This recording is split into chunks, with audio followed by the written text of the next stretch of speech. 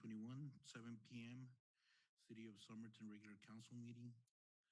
Councilman Galindo, can you please lead us in the Pledge of Allegiance?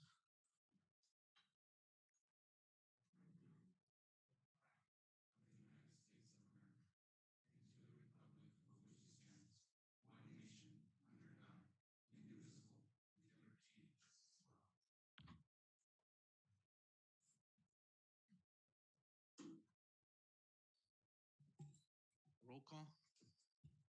Mayor Gerardo Naya, Present. Vice Mayor Juan Castillo, Present. Councilmember Carlos Gonzalez, Councilmember Jesus Roldan, Present. Councilmember Luis Galindo, Councilmember Marta Garcia, Present.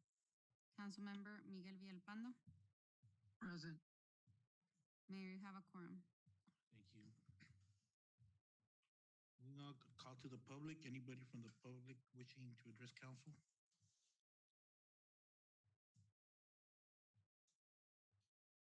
There's no one.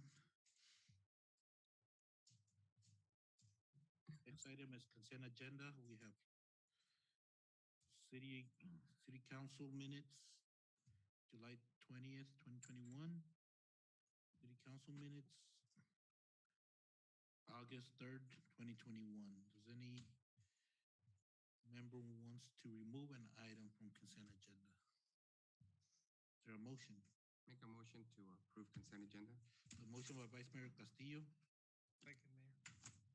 second by Councilman Galindo. See? Those in favor? Aye. Aye. Any opposed? Motion carries. Gonna go to presentations. The first presentation is presentation discussion regarding permit requirements for walls, fences in the city of Somerton per zoning ordinance section 4.4.4.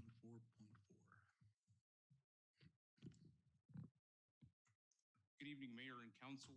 This presentation is on Somerton's current existing permit regulations for walls and fences. Staff has received over the course of several months now concerns that perhaps our permit requirements and our permit process for walls and fences is excessive compared to our neighboring municipalities. So this presentation focuses on what our requirements are, how our process is compared versus other municipalities, and ultimately asking for direction from you. So currently in Somerton, a building permit is required to build any wall or fence. That is per zoning ordinance requirement. And there is a fixed permit fee of $45. The reason we have this permit is so that the city can do a plan review and conduct inspection. We'd actually do two inspections. We do a footing inspection and a final inspection. The wall and the footing must be designed and comply with the adopted regulations prescribed by the zoning ordinance and the International Building Code. Next slide, Andrea, please. So this is another requirement for Somerton. All walls must be built of solid material, meaning brick, block, or have a solid stucco finish. We also allow, in some cases, for wrought iron to be incorporated, but the bottom layers must have block, must be solid. And that's in the picture shown there. Chain link is not allowed in Somerton. It is only allowed in the agricultural and in the suburban ranch zoning districts.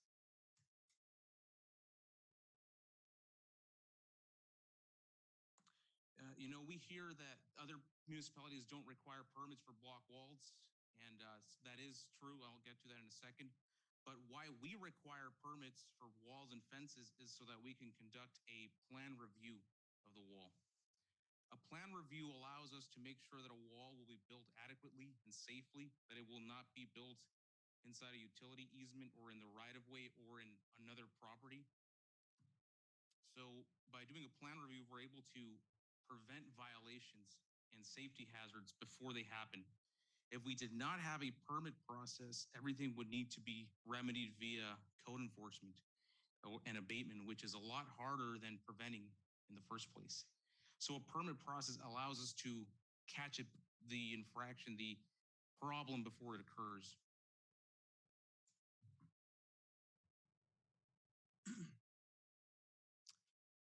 This is a table showing the requirements of Somerton versus our neighboring municipalities and walls under 6 and 7 feet. The reason it's 6 to 7 and not 6 or 7 is because the building code, the technical building code, allows up to 7 feet, but our zoning ordinance only allows up to 6.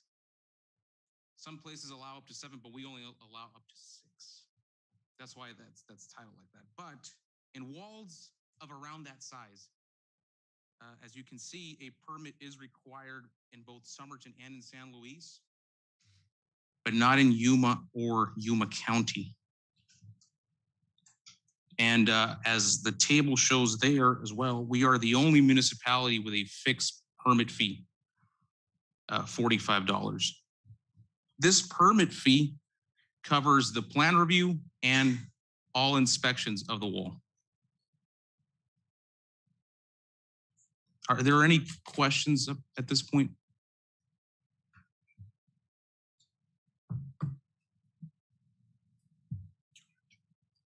Can you go back to that slide?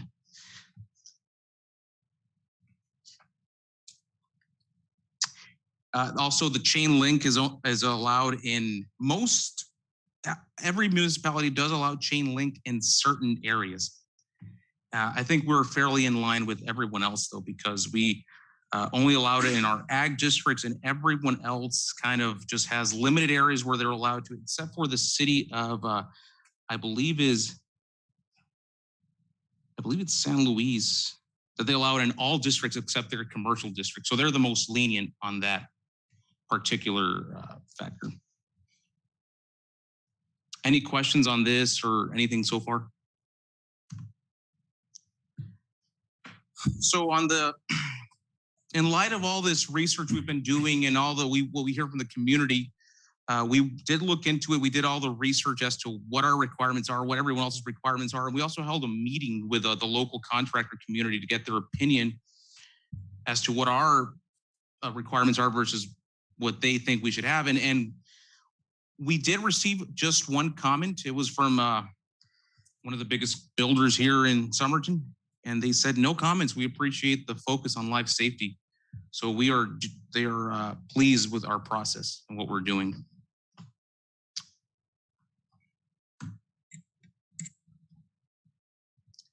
So we are asking direction from the council. After internal discussion with staff and feedback from the public, we came up with 2 possible options that we could do. Well, ultimately, it's up to you what you would like to do. But option number 1 is to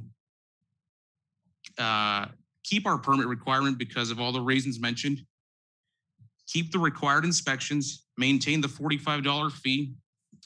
But we did identify the need for a new footing standard for 4-inch block walls. We do not have a footing standard for 4-inch block walls. So people are required to follow the 6-inch, which is a lot beefier than the 4-inch.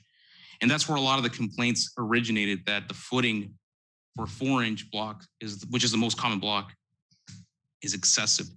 So that's option number 1, keep our exact same process, but hire a consultant to create the new footing standard for the 4-inch block walls.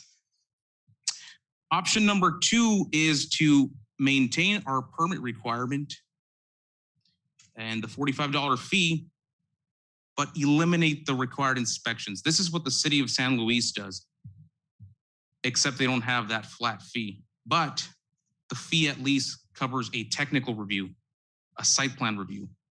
So option 2 is you still need a permit, you apply for a permit, we review it, and you get an over-the-counter approval, making sure you're not building your wall in an easement in a right-of-way on neighboring property, and to ensure that you're building with proper materials, the block, brick, stucco. But no more required inspections.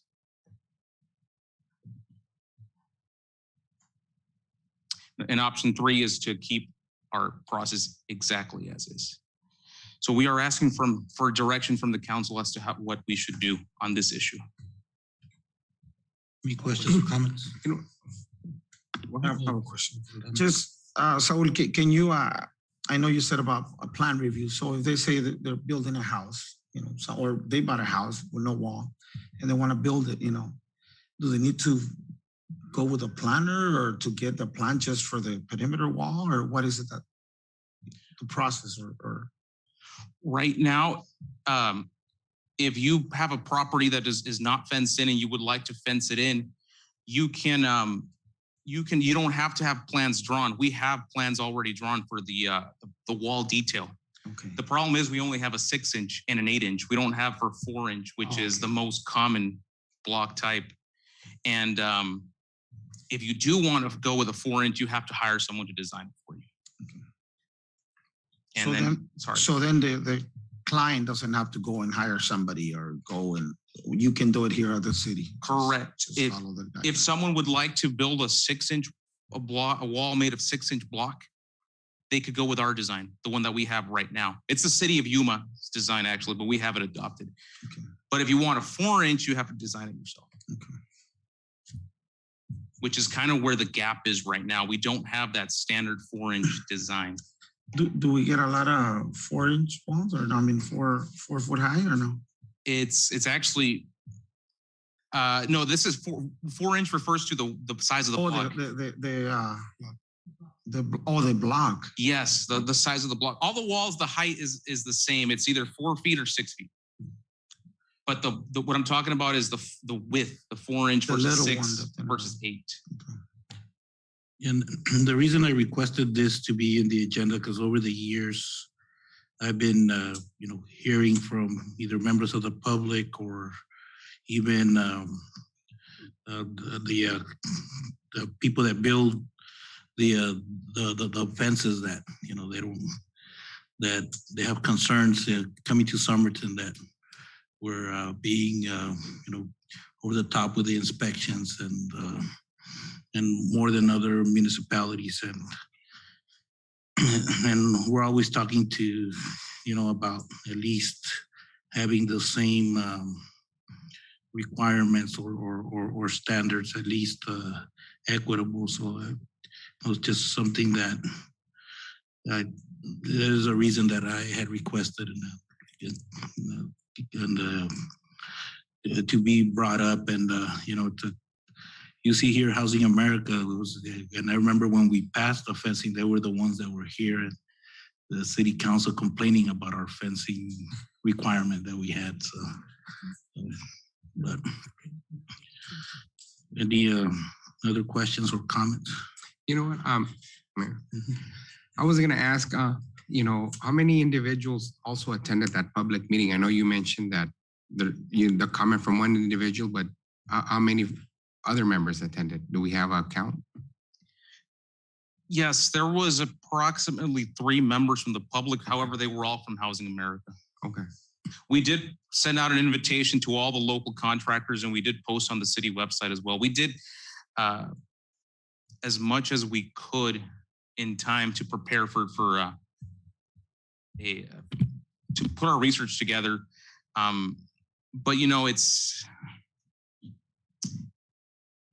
to get members of the community that aren't in the contractor community to show up for something like this. It is a challenge because they typically don't really ever need to apply for this. They only have one issue, and after it's solved, then they don't come back. There was one general contractor that did give me a call, and he did mention that he didn't mind the way it was. Obviously, the big issue that he had was that many non-registered contractors or licensed contractors were doing the work, and that's what he stated in regards to the safety concern of the block walls. But other than that, that's all he mentioned.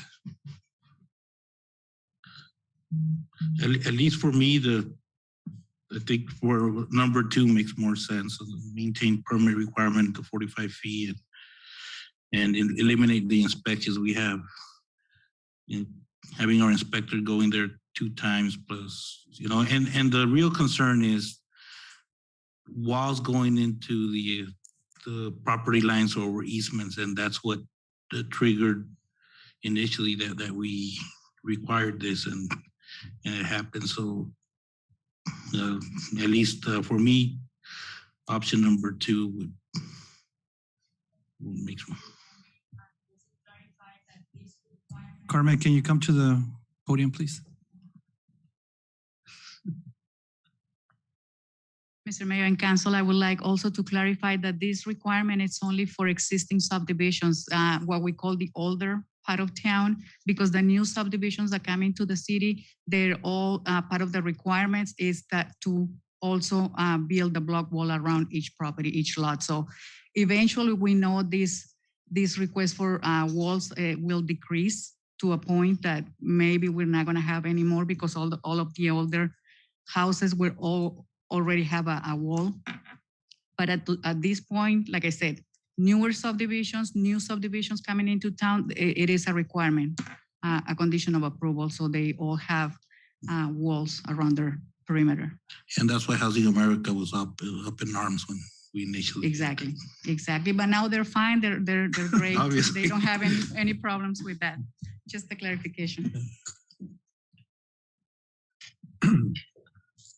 So just to clarify, you mentioned that there's no chain link fence allowed, but is there a grandfather provision for old chain link to be replaced by newer chain link? Just to Yes. Okay. So, yes, correct. Chain link fence is no longer allowed for new construction and for new walls. However, if you have an existing chain link fence that is replaced by it can be replaced by another chain link as long as it's the same size. If you had a 4-foot chain link that's all rusted and deteriorated, you can't replace it with a new 6-foot chain link. Just replacement and repairs is how the code allows legal non-conforming chain link fence. So, in the reasoning for having a 6-foot limit instead of the 7-foot allowed by code, is that something that, what's the reasoning behind it? Or is it something that we could change based on if the code has changed and allows for a higher fence? We certainly could allow a 7-foot wall. The building code, the International Building Code allows for up to 7 feet. The 6-foot limit is a zoning requirement. It's a zoning regulation.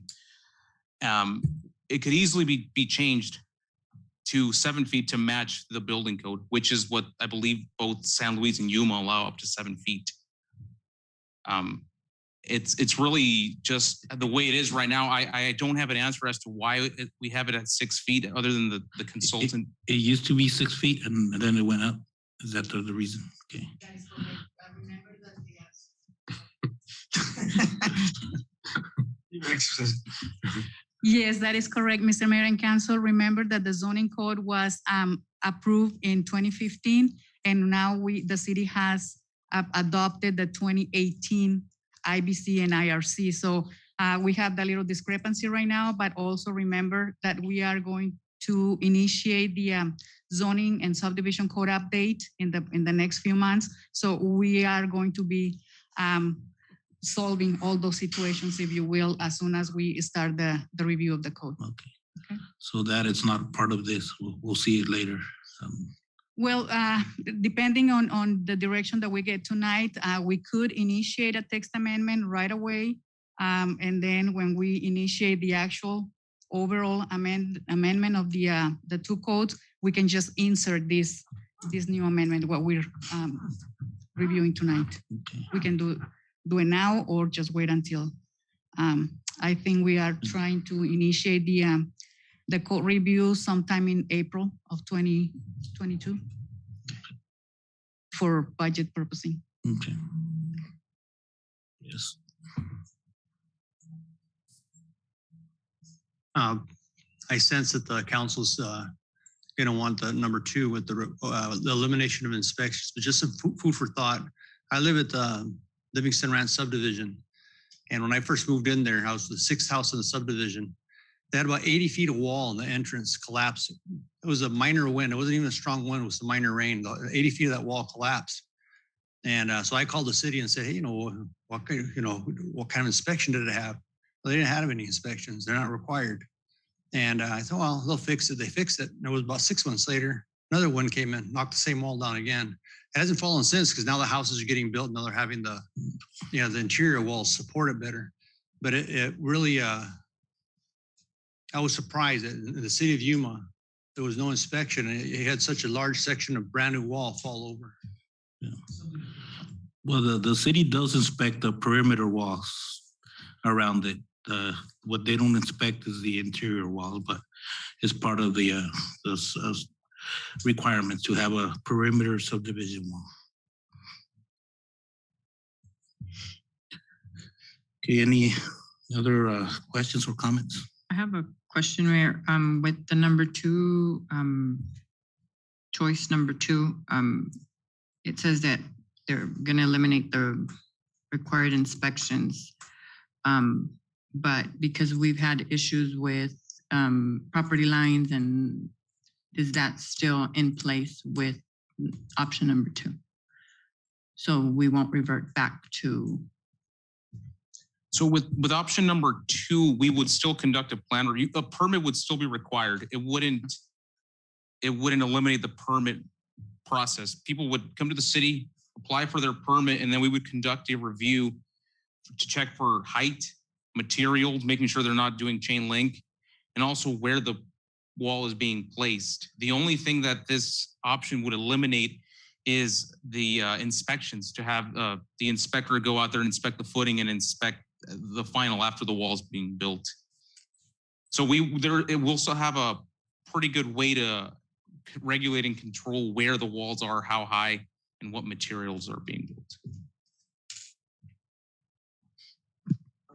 So if we choose number 2, then you guys aren't gonna outside consultants to create the 4-inch, or is that gonna be still? Because I know a lot of people would rather it's cheaper to do the 4-inch than the 6-inch block. By doing number 2, we're not gonna.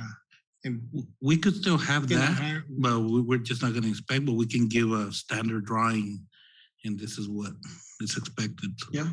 And that would be my recommendation, actually, option number 2. And I don't know why I didn't put that, actually, yeah, but that would actually be the best possible thing to do, in my opinion. Carmen, please. I say we do that. Have a Mayor, I have a design the 4-inch, and we can have as a standard drawing. And yeah. Perfect. So is that the direction from council then? Mayor, I have a comment. I think so. Yeah. Perfect. Okay. Thank you, Saul. Thank you. Thank you, Saul. Second presentation discussion related to small lot platting options for Somerton Zoning Ordinance Section 2.92 and the proposed creation of an R15 zoning district. Mayor and council, this one, I will also be presenting this one, but I do need to switch over to PowerPoint because I have a nice little feature that I want to show you. Am I controlling this? Okay, perfect. Thank you.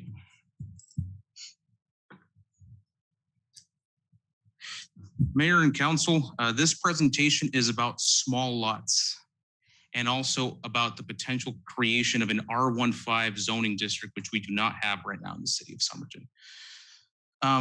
There is a nationwide trend going on right now. I've talked about it in previous meetings, how there's a tremendous housing scarcity, not only in Somerton, but also in the rest of the country. The housing market is crazy, unlike anything ever seen before. And there is a trend where new developments, the lots are getting smaller and smaller and smaller, known as small lots, lots that are smaller than 6,000 square feet. 6,000 square feet right now is our minimum size lot in Somerton. So I'm going to talk to you about how small lots are currently allowed in Somerton. What are the options that developers and property owners currently have? And also what they could have if we created an R15 zoning district. So our zoning ordinance defines small lots as any lot smaller than 6,000 square feet or R16 size. right now, the only way to allow a small lot development or the creation of a small lot subdivision or a few small lots in Somerton is through the utilization of a planned development overlay.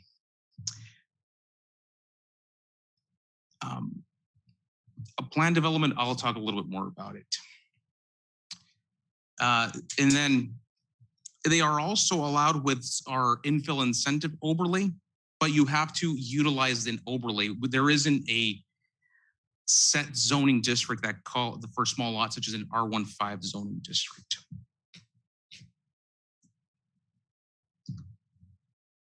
So let me talk about what a planned development overlay is. A planned development overlay is basically a custom zoning district. The developer creates their own regulations. As you can see, this is an example of what a planned development overlay looks. It's very dense, and though this one is, the circulation is interesting. There's a lot of open space, a lot of trails. There's some really nice amenities, but also they tailored their own development standards. In a planned development, there is no minimum lot size. There is no maximum density. There is no set setbacks. There's no maximum lot coverage. There's no, it's all tailor-made. We have that in Somerton right now. We've had it for 5 years. We have not had a single one come in yet though. So a planned development, as it says down there, is effectively a tailor-made zoning district. A project comes in and says, I have 10 acres. I'm going to create my own regulations, but the city in a planned development overlay can impose or request additional amenities that are typically extra amenities in exchange for all the relaxed development standards. And it's all done through negotiation and development agreements. It's a lengthier process typically because everything is custom for this one development. That's one way right now in Somerton to do small lots with a planned development overlay.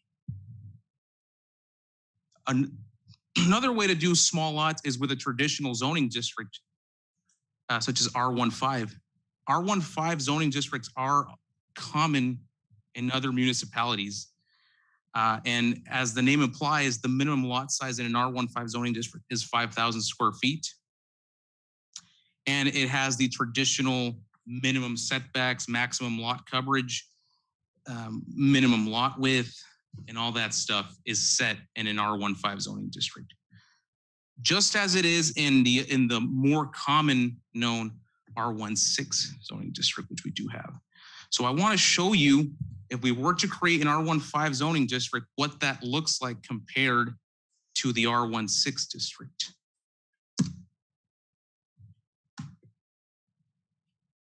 Hey, Mayor. In a scenario where you have a 10-acre subdivision in which 60% of the gross area is subdivided into lots, you could fit 43 acres. And this is just, you might be able to do one or two more. It depends who your engineer is, or it depends on the terrain or other factors in play. But typically this is what you would get. You would get 43 lots in an R16 size 10-acre parcel versus 52 in an R15. It doesn't look a whole lot different. So you do average about one extra lot per acre, R16 versus R15. In this case, the density per acre of R15 is 5.2 lots per acre versus 4.3 lots in R16. 5.2 lots still puts you in the low density residential classification. So it's still considered a low density. Anything under 6 lots per acre is low density. Now, how does a house look on one of these versus an R16? Mayor? This house is about 2,000 square feet under roof. So total size living, garage, patio. It's the same house on 2 different size lots. It doesn't look a whole lot different in the depth. Where it shows here is in the width. So in an R16, the lot is wider versus the R15. which is why the recommended setbacks for R15 would be less than an R16. I hope you can see this, but in an R16, our current side setback is 7 feet. But in R15, it would have to be 5 feet to accommodate the same size house. To make up for that narrower width, we would require more of a rear setback. So while the house would be closer together on the side, there would still be more backyard. Or it's not more backyard, but they would have to, it would be a larger setback. So they couldn't encroach on 2 sides of the property, or 3 sides of the property rather. So the R15, is it like a standard planning requirement as far as the open space, or is it more matching what City of Yuma has done with for R15 regarding setbacks and other parameters that you're presenting? Mr. Mayor, an R15 zoning district is a standard planning zoning district. It would have set open space requirement, and we haven't really sat down to think what that would be, if we would have it mirror the R16, or if we would have something more resembling to the City of Yuma. But comparing it to that planned development overlay I was talking about, that one has a 20% open space requirement. So how did you determine the setbacks and the open space with this? Is it part of a planning standard, or is it just researching other municipalities? The setbacks for R15, you mean, Mr. Mayor? Yes, for R15. These setbacks were the previous allowed setbacks in for R16 back when before 2015. And they seem to accommodate narrower lots more. Because you can have a 50-foot wide lot that's deeper and still have it be R16 size. But this is just the standard size lot for an R15. It's a 50 by 100. So these setbacks, the 5 feet, taking those from the old code, although it's not necessarily an apples to apples, they do work. The old R16 standards, which we used to have, work perfectly with an R15. Does that make sense, Mr. Mayor? Yes. Okay. Any other questions? You know what? Yes, I have a question. Yes. So looking at this R16 and R15, so what would be let's say the total let's say living area of a house in an R15, the max? Would it be 1,280 feet, or could it have more in living area for the square footage? Vice Mayor, assuming that, no, this is just an example. Okay. This is, it really depends on how big the lot is, because remember, R15 means minimum 5,000, but it doesn't mean necessarily 5,000. It can be anywhere between 5,000 and 5,999. So it really depends what the exact size of the lot is. And then if we stick to a lot coverage of 40%, that's what determines the building footprint, the maximum building footprint. So doing a quick, in this case where it is 5,000, the minimum, 40% lot coverage equates to 2,008 square feet. That's what determined this example. But if the lot is bigger, the house can be bigger. And it doesn't have to be all living area. You can have no patio or no porch and have a bigger living area. Or it could also be like a 2-story, right? Yes. Okay. Any other questions on? Any questions?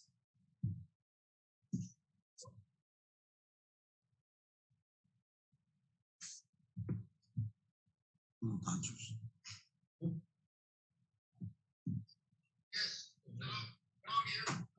you have any questions? Having 5,000 square foot lot subdivisions, not necessarily being integrated with R16. I hate to impact on somebody's property values because there's a bunch of R15s in the around that area. So I would prefer, my preference is to, yes, allow them, but have their own subdivisions.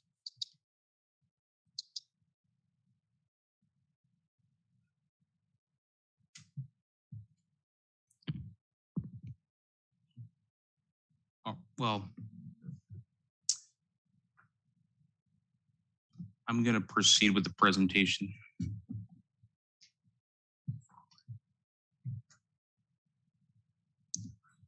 This is just a neat little tool that I thought I wanted to show you, just to give you an example on how many lots you can fit into a particular size parcel, R18, R16 versus R15.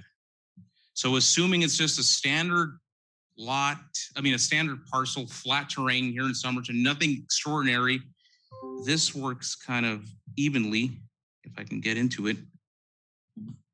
So the example I gave was 10 acres in the picture, but example, say if a big development comes in, say a 50 acre.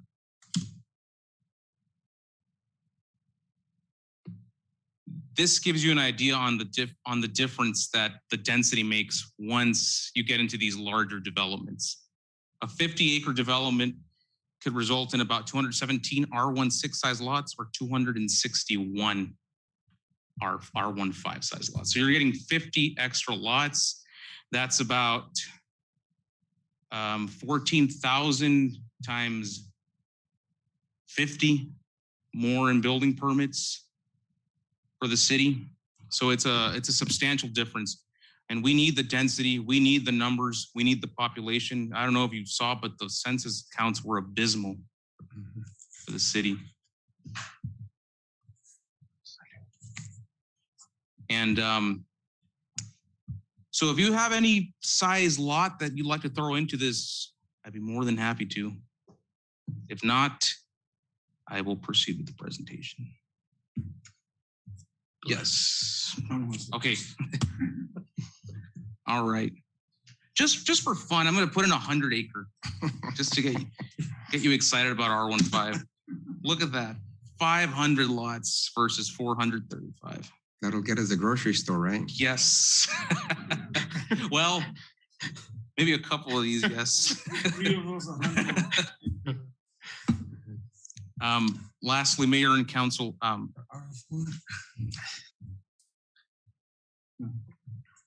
Oh yes, and we already have R18 size lots. They're not very common anymore. Most new developments for single family homes are, if you can get a 6,500 square foot lot, that's a big lot now in most metro areas. 5,000 is really, it's going to become the new R16 pretty soon. Yes. I have a question. The reason we're getting this presentation, is there somebody that already approached us to see if we can reduce it from R6 to R5? You know, I believe so. I have not been involved in that project, but I do believe there is a demand for it. Does anyone want to answer that? I don't know, actually. And if they do, I don't mind doing R5, but I would like to see a plan before, because, you know, if they're gonna make a house like in Fonavit's style, Mexico style, it's not, I wouldn't agree, but if they have a good plan, a good house, you know. That is a good point, actually, but once council give us direction to work on the text amendment, the design guidelines is going to be a part of this newly created district. So we are going to try to avoid all those situations where, you know, the product that we don't desire is going to be landing here in the city. So we are going to try to avoid that with design guidelines. Also, the developers require CCNRs, which are not enforced by the city, but it is something that the developers will record with the plat, and anyone within the subdivision may be able to enforce if the need may be. So those are the things that we can create along with the rest of the standards, the setbacks and whatnot, that again, if council direction is for us to go to move forward with the creation of the R15 district. That's what we can also incorporate. Going back to your question, if we have had a specific, I think over the years, and I think I've been here for many years now, over the years, we have had developers asking for different, for variety, for a more varied type of density. We have in Somerton, the R16 is the most common one. We have, if you see the zoning map, everything is mostly yellow out there. But as we are seeing trends coming in, demographics changing in the city, we have also seen the need of different sizes of lots. I mean, we also have a lot of people asking for suburban ranch, which is the 1 acre lot minimum size. And now we have this other trend that is coming, seeing other municipalities going through the same, and they already have the R15. We believe, staff believes that this is another tool that we have, or we will have, to attract additional developers. My understanding also, neighboring city requires landscaping for the R15. So at least, I would like to see that we require some sort of landscaping and also tile roofing for this type of developments. And again, we are going to prepare the design guidelines, the setbacks, everything that is going to be incorporated into this new district. And we are going to come back to you and present it for your review prior to the approval process. Thank you. Yes, we will make sure that they are quality, good developments, that they are not, like you said, shoeboxes. It can be done. It really can. It's all about the design. It's all about the quality of the home, not so much the yard anymore. I'm sure there is a way that it could be done, and it would enrich, beautify the city if it's done right. So my last slide here, actually this one too, I just wanted to briefly mention that we also allow small lots in the infill incentive overlay in the old part of the city. So if someone has a 10,000 square foot lot, for example, they could divide it into two. So there is precedent already to allow 5,000 square foot size lots. But this is only available for infill in the old part of town. R15 would be for everyone. So Mayor and Council, staff is asking for direction on this issue.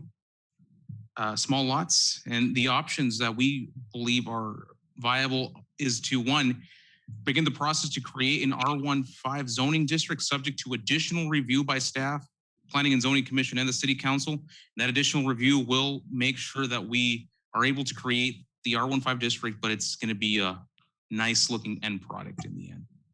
A quality product for Somerton. That's option number one.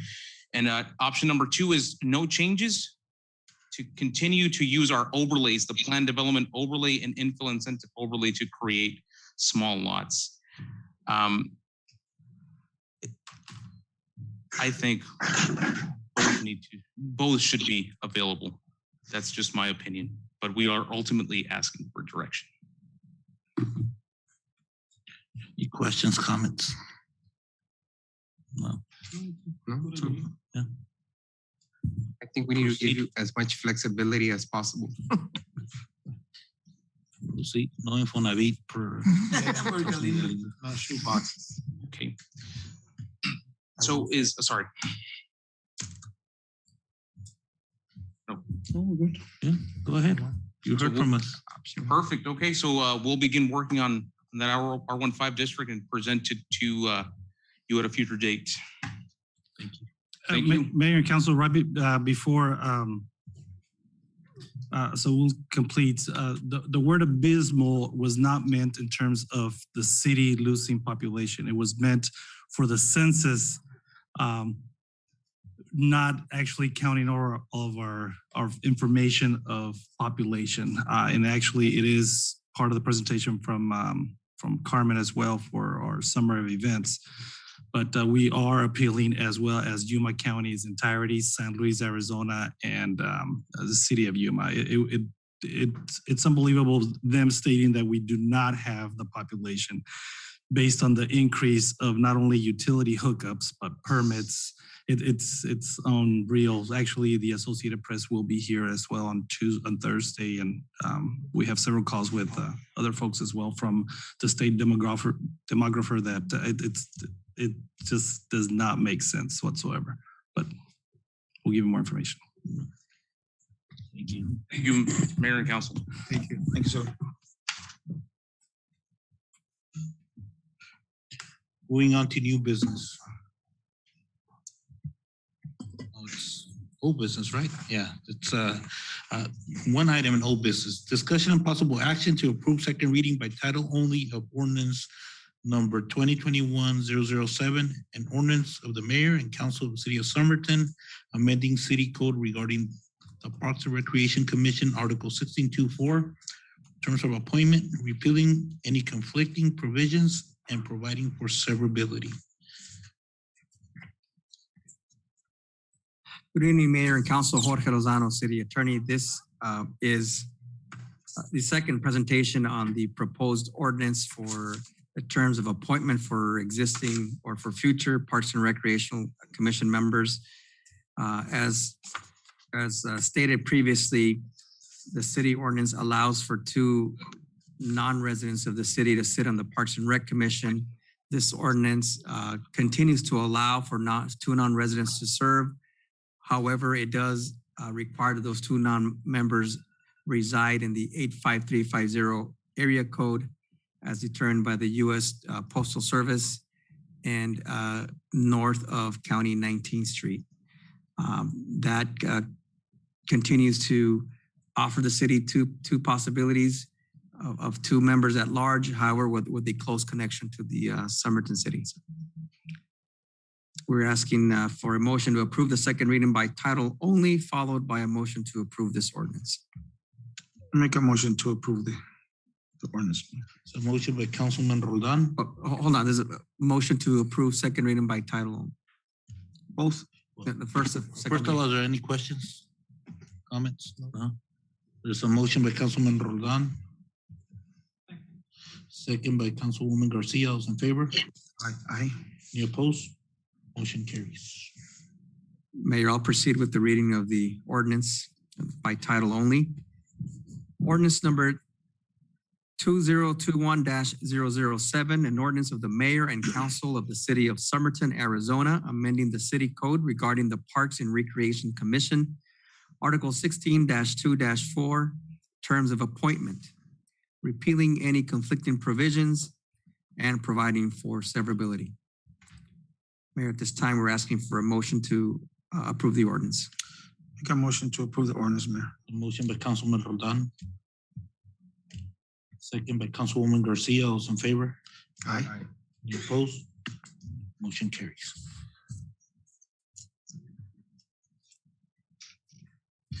Moving on to new business, discussion and possible action to reappoint Ronald and Candelario Rangel to the Planning and Zoning Commission for a 2-year term expiring August 2023. Good evening, Mr. Mayor and Council. We have 2 seats in the Planning and Zoning Commission that are expiring at the end of August. Both Mr. Ronald Rice and Mr. Candelario Rangel have expressed their desire to continue as Planning and Zoning Commissioners, and they have submitted letters of interest that are attached in your packet. So at this point, we are requesting Council to reappoint Mr. Rice and Mr. Rangel for the next 2 years of the term in the Planning and Zoning Commission. I have invited both Mr. Rice and Mr. Rangel, but Mr. Rice is out of town and Mr. Rangel had to work tonight. So. There any questions, comments? How has their attendance been?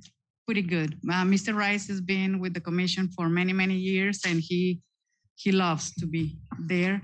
Mr. Rangel in previous months had some work schedule conflicts, but it seems like everything has been resolved.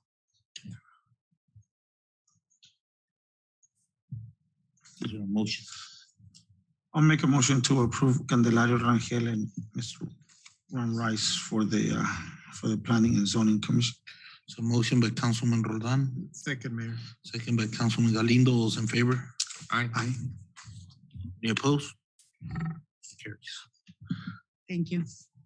Item number 2, discussion and possible action to approve the purchase of a 2021 Chevrolet Tahoe for business and administrative service in the amount of $46,493.77. Mayor, Mayor and Council, this vehicle is one of a part of the CIP list that we had, or that Mayor and Council had approved. This is one of the several vehicles that will be purchased. Currently, this one is available. Most of the other vehicles that will be purchased for public works and community development or animal control, rather, there is a waiting list of 9 to 10 months. So, but this vehicle will be used for business, which Hector, myself, probably using obviously travel and administrative services. We do have several investors coming in, but they're not small people. They're pretty large folks, and they do not fit in Hector's Camaro or the Toyota Camry. So,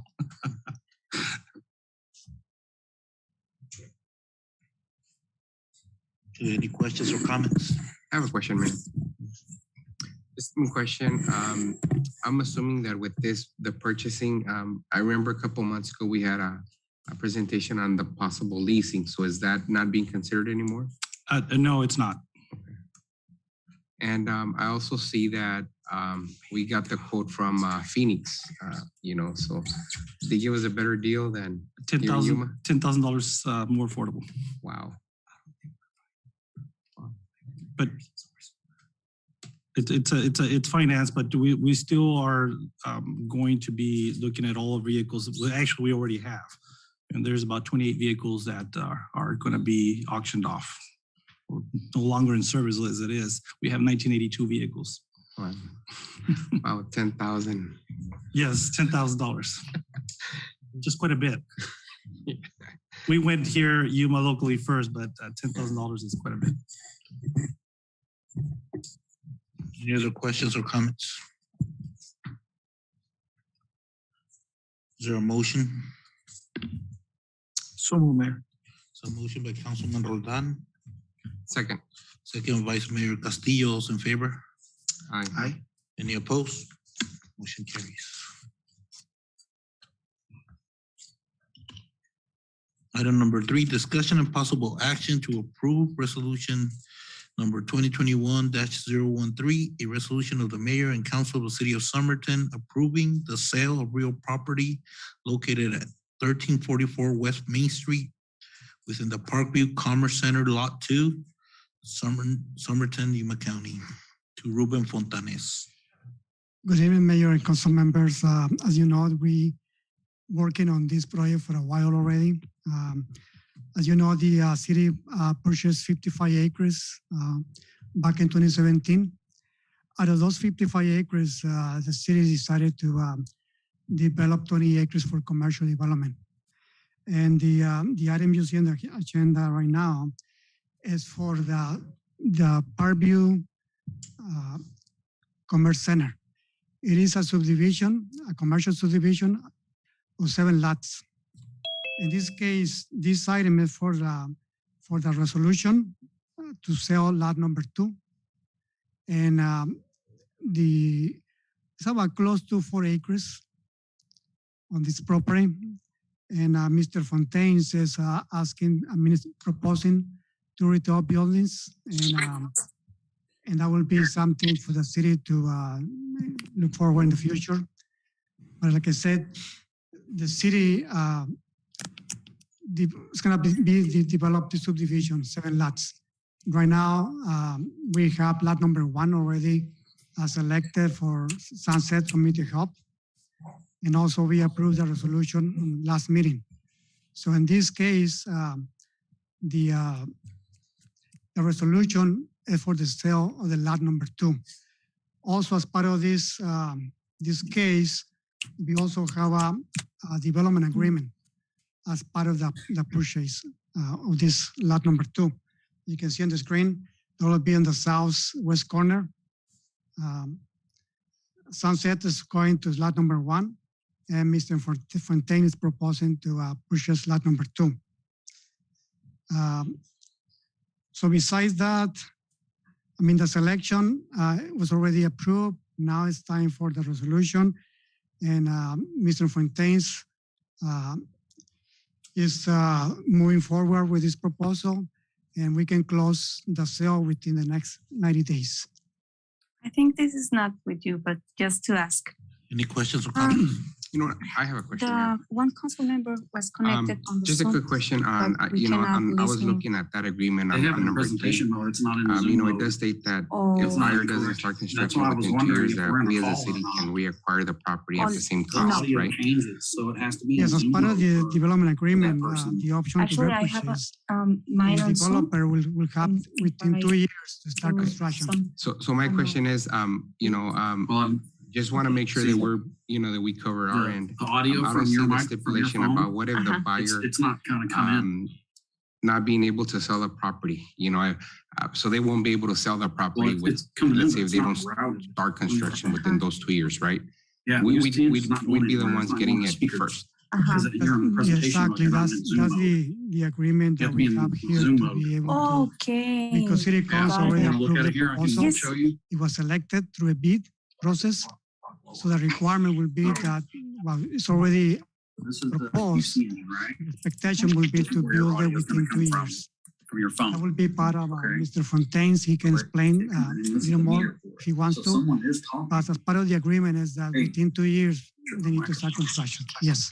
Okay, now, we're talking about starting construction. So what about Here, so it comes in here, right? completing construction? Let's just say the UCRX. construction starts Go to UCRX. and then It's not routed anywhere, so you for, gotta go to you know, Zoom. did And that's why we there's have a these two deadline for options that? Zoom mode. Not in this agreement. I will be up to City Council, but I don't think it's necessary because Okay. it's for the best interest of the developer to complete, All right, because time is money, financing. right. So it's for the best interest to complete the project and start leasing the spaces. So I don't think it's necessary in this case, but I mean, yeah, good point.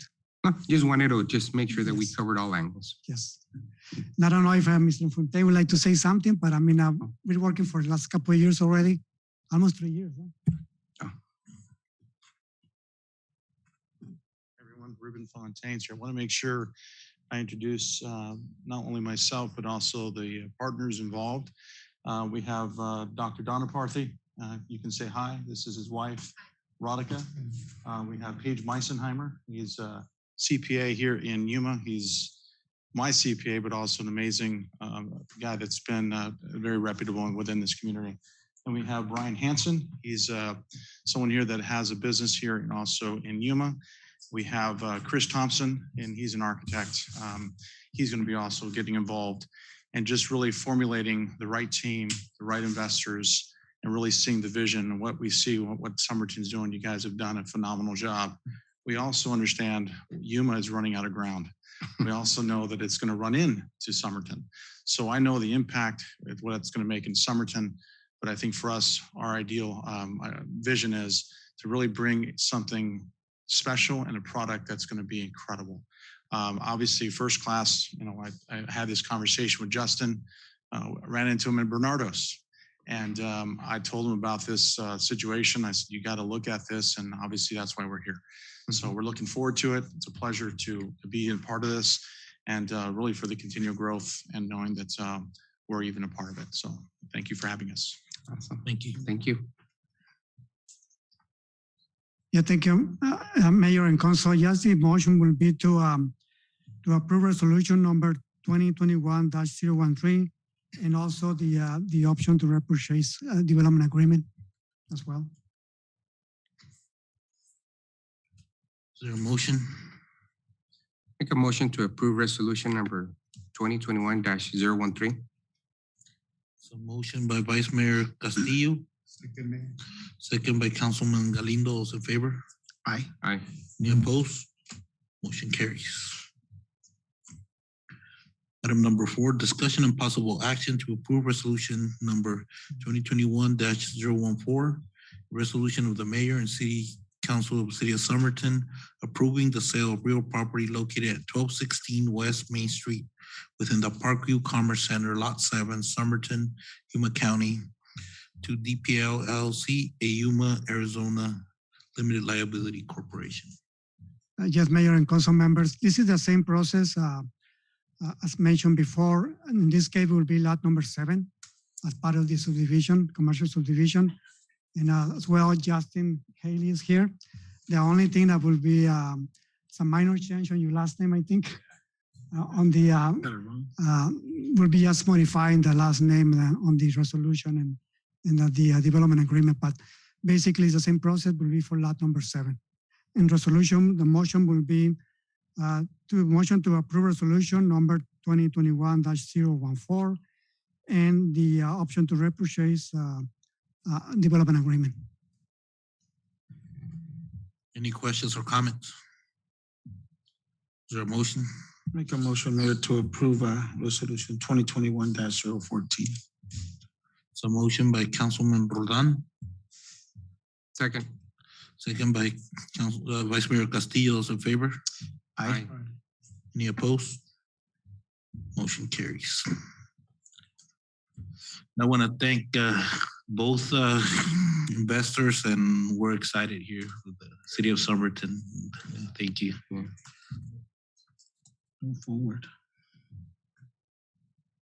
Item number 5, discussion and possible action to approve resolution number 2021-015. The resolution of Mayor and City Council of the City of Somerton approving the sale of real property identified as Yuma County Assessor Parcel Number 743-62-116 located at 404 West Spring Street, Somerton, Yuma County, Arizona, to Francisco Gonzalez and Almanidia Gonzalez. Mayor and council members, this is the property over here in the northwest corner of Spring Street and Union. Andrea can put a map probably in the. This is the same process. The difference is on downtown property. The existing use of that parking is a parking lot, a city parking lot. And Mr. Gonzalez lives on the, you look at the map where the arrow is pointing, Mr. Gonzalez and his family live in a small lot on the northwest side of the corner lot. So the intent is to buy that corner lot from the city and build a new home for them. And as part of the city council direction to sell some city properties, we also put an RFP, and Mr. Gonzalez family, they proposed to buy the lot for $45,000. The appraisal came $45,000. So that's their proposal. And as you know, during the last meeting, City Council selected Mr. Gonzalez for this property as well. So in this case, it is the same principle. The only thing that will be required as part of this agreement is that the city, right now we have 2 light poles for the parking lot, and also we have a storm drain pipe right on the lot. So the city, because it used to be still a parking lot, the city is agreeing to remove the storm drain pipe and also remove the light poles. So, and also as part of the condition, the future owner will have to notify the city 90 days before they start construction of the house to advise the city to remove those the storm drain pipe and also the light poles from the location. So that's part of the condition that they have to at least advise the city before that. Mr. Galindo? Yes, I have a question. Last time on the meeting, we kind of tabled this because the city was agreeing, you guys were saying to remove the asphalt from the parking lot. I don't know, is that still on or what, because that was one of the questions and we wanted. Yeah, based on Public Works Director, Mr. Palacios and Mr. Carrera, the cost is not going to be that much for the city to remove it. As long as we have enough time in advance to let us know when they start the house construction. So that's why we're asking 90 days before they start construction. They have to go through a building permits, plan review, still. But the cost is minimal. And as you remember, the city direct us to start selling these properties that are actually not necessarily creating property taxes and any revenues to the city. In a way, it will be more people into the property, a new home, and potential property taxes as well. So the fiscal impact, I think, is better than a parking lot. Any other questions or comments? You done? Yes. This is the third time we've seen this item here, so. Is there a motion? It's a motion by Councilwoman Garcia. Second. Second by Councilman Roldan. All those in favor? Aye. Any opposed? Motion carries. Thank you. Summary of current events.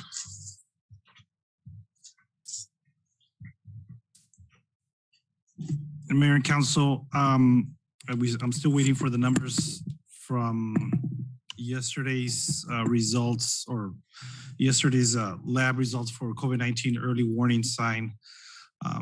From Friday, at least, we do have those results, and they actually did decrease as far as the COVID-19 numbers, which is great. We've seen long lines at Regional Center for Border Health regarding not only COVID testing, but also vaccination. So that's great news to see that people are getting vaccinated. And the information as far as the press release was concerned, it seems like it made an impact and people did get their vaccines, well, which is great. On another note, Governor Ducey issued an executive order yesterday, August 16th, 2021, on the vaccination mandates by a political subdivision, stating that it would be a Class 3 misdemeanor if we make vaccinations mandatory. It also addressed the earned sick leave for our employees and make sure that employees are if they are recommended to stay home due to COVID exposure, that they can use their sick leave as well. Chief De Anda. Mayor and Council, as of my weekly, we've been giving the rapid testing at the fire station to city employees, their families, anybody that's associated with city employees. And we've had a couple people from the public also request the test, and we've given it to them. Last week we did 39 of them. The week previous, I think it was like 22. And so we're keeping the guys really busy. It's actually consumes a lot of time. It takes about half an hour from beginning to end to do it. You have to prepare for it and give it, and then take all the information and send it to the state. So that's time consuming, but it's worth it because the people that go, once you can see the relief in their face when they get tested negative, and you can see the concern when they get tested positive, and that's a good thing because now they're worried and they're going to take care of themselves. And one of the things to keep in mind that you may want to share with the public is that whether you're vaccinated or not vaccinated, your risk of exposure is the same in the social environment we live in. And yet when you look at the hospital, the people that are being hospitalized, it's like 90% of them are non-vaccinated. That speaks for itself. And you may want to share that with your friends and family. All the people going to the hospital right now are non-vaccinated. And yet the vaccinated people have been exposed to the same rate as they have in the social environment we live in. It's important for people to understand that so they can sort through all the flip-flopping and loose talk that goes around regarding this. Also, I wanted to thank council once again about the increase in pay. It's already having major results. We're having a big increase in people applying. We're having problems getting people to even apply. And now we have quite a few applicants and quite a few paramedic applicants. So thank you so much. Thank you. Carmen Juarez.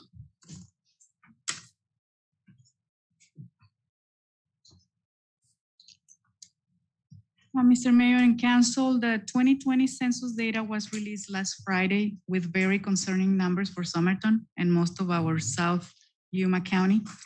According to the Census Bureau count, Somerton not only did not grow from 2010 to 2020, but we lost population. It is obvious to us that Somerton has indeed grown in population as we have documented building activity. We have increased in utility connections, and it's clearly showing how our community has grown in the past decade.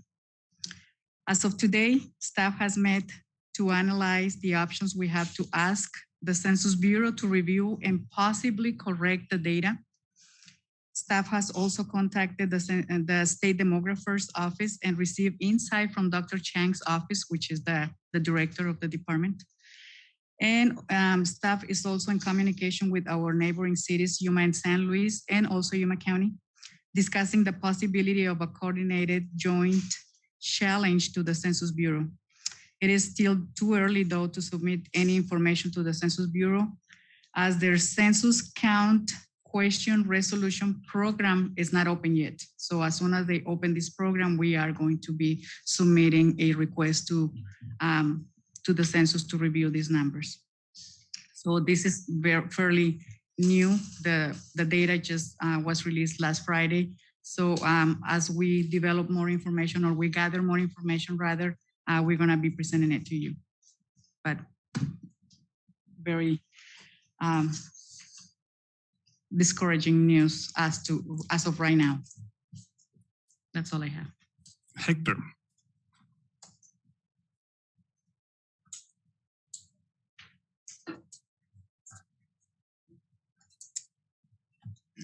Mayor and Council, just an update. This morning we met with the post office, Mike Gilmore, to select a location for the new mailboxes clusters on Valle del Sol phase 3 and 4. And eventually in the future to also install boxes in Valle del Sol phase 1 and 2. As you know, one of the main things and issues that the Census Bureau had, and we knew from day one, is that Somerton has only mailboxes, and only some areas they have deliveries to the homes in clusters, mailbox clusters. That was the main issue from the beginning. So now with the discussion we had with the post office, they little by little, but now they are agreeing to let the city start installing the mailbox clusters.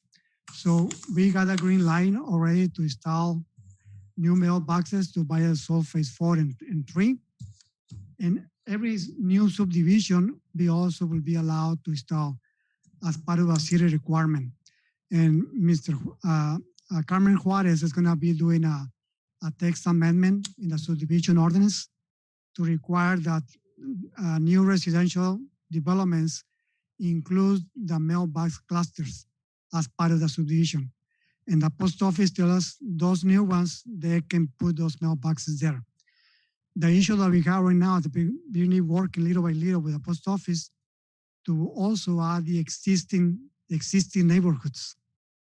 And right now, in the local post office doesn't have the authority to authorize to installing those boxes.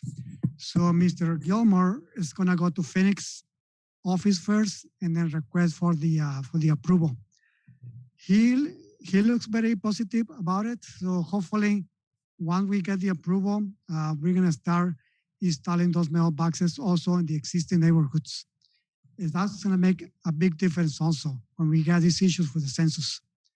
The people will be able to go into the boxes and collect or get the information, the advising from the census, instead of trying to go into the post office for the mailboxes. So that's something that better for the city in the future. You know, unfortunately, it's going to be until 2030.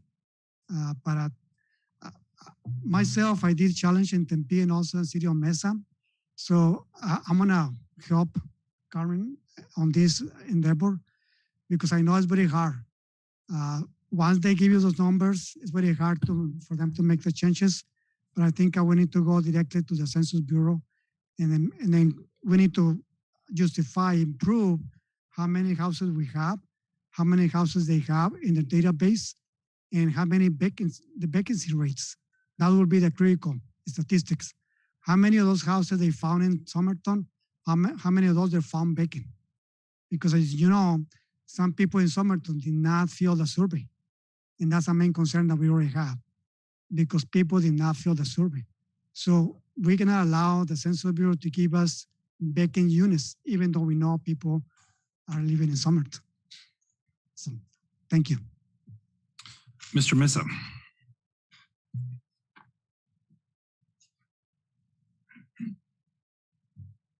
Good evening, Mayor, Vice Mayor, council members. Just want to mention that we reviewed the 90% submittal from NEI for the Joe Munoz Skate Park today. We had no major comments. They're doing a good job with the design, and it's going to be ready by the end of this month. Also, staff, recreation staff is coordinating very well the end of summer event scheduled for August 27th at the pool from 6 p.m. to 9 p.m. They gather many in-kind sponsorships, so it's going to be a good opportunity for the kids to, I'm pretty sure almost everyone's going to get something, or maybe everyone. So we have capacity. It's going to involve free food, music, and of course, a lot of raffles. Also, staff is working on the fee schedules and update proposal for council, possibly being reviewed by council for the first meeting in September. And thank you. Mr. Palacios.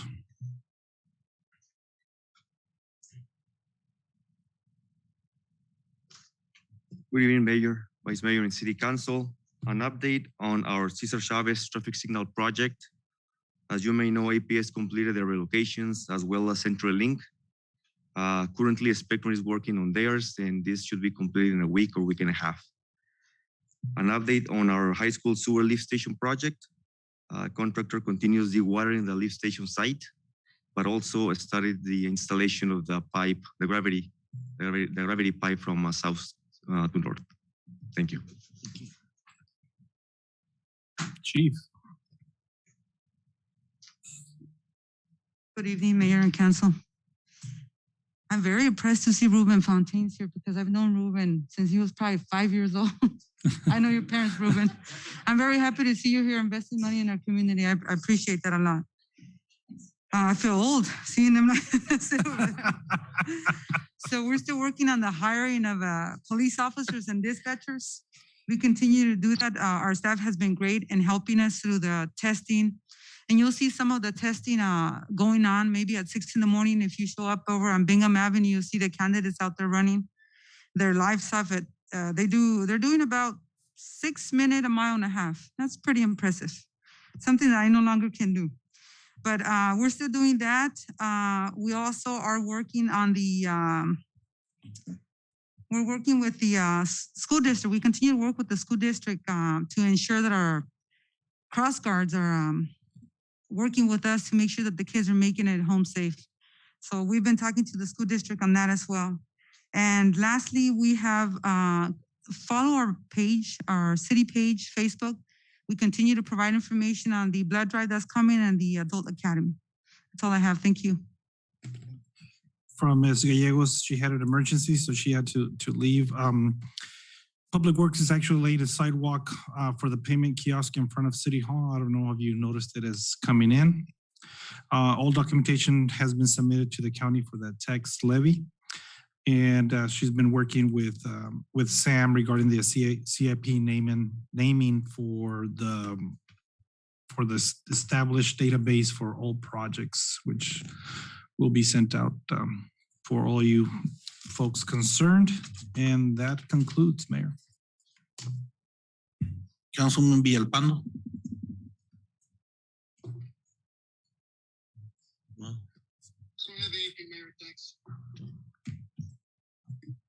Councilwoman Garcia.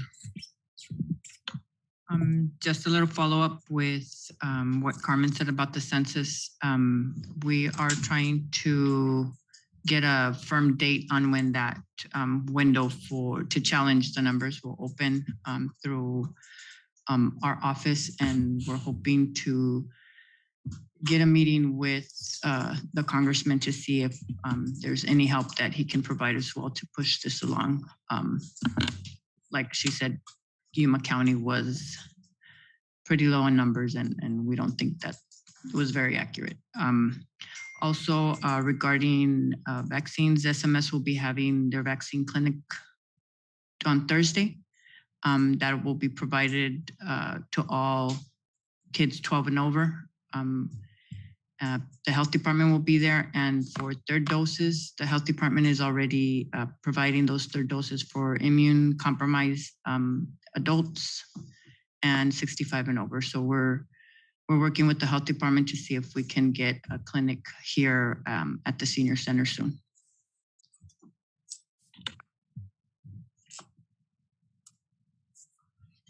Councilman Roldan. I just want to thank the both entities are here. They are investing in our city. Thank you guys for coming in town, and I guess help us. You know, we have a logo here that we want to be the best little city in Arizona. So I want to thank you guys for coming and helping out and getting the city and you know, bringing your businesses here. So thank you very much for that. Councilman Galindo. Nothing, Mayor. Thank you. Vice Mayor. I just want to, you know, on Friday, you know, thank you, Mr. Cota, for setting up that meeting with Dr. Knoll, you know, for that COVID task force. You know, I think, you know, just thank you for that. And I also wanted to, you know, I really enjoyed the graph on the CIP timelines that you emailed us. So I think that puts all of our CIP projects in perspective, like a year at a glance. So thank you for that. It's going to be easier to kind of manage instead of trying to remember them by memory. So that's all I have here.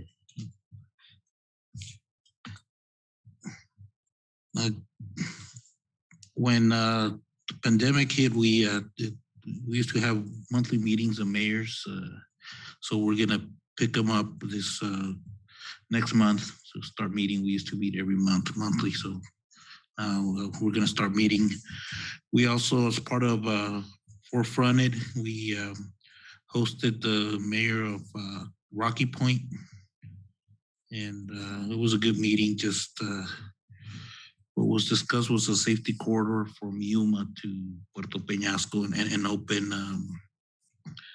the business and you know, ensure safety for tourism. So, and he's also, when we started talking about festivals, he is interested in the UTV festival. So he's a UTV enthusiast. So he's looking to host them here in October 3rd, is it? October 2nd? October 2nd, yeah. And we did have the COVID task force. We hadn't met in over 2 months. So we met on Friday and just discussing the sewer testing, and good thing last week it went down. So hopefully we didn't get it this week, right? Or when did we get it? It should have been here already, Today, but, right? But I know there's running short in staff. Okay. And the next time us council members and staff will see each other is going to be at League of Cities. So we're going to be gone from the 31st, not 31st to that Friday. So, and we have 2 items in executive session. It's discuss and consult with its representative concerning negotiations to purchase, sale, or lease of real property located at 674 East Main Street, commonly known as the Miller Building, and 346 West Main Street, commonly known as 85350 Bar and Pizzeria per ARS 38431.03A7. And the second item we're going to discuss is legal advice with the City of Somerton City Attorney relating to annexation areas and opportunities per city ARS 38431.03A3. Is there a motion to adjourn into executive session? Make a motion to adjourn to executive session. So motion by Vice Mayor Castillo. Second. Second by Councilman Roldan.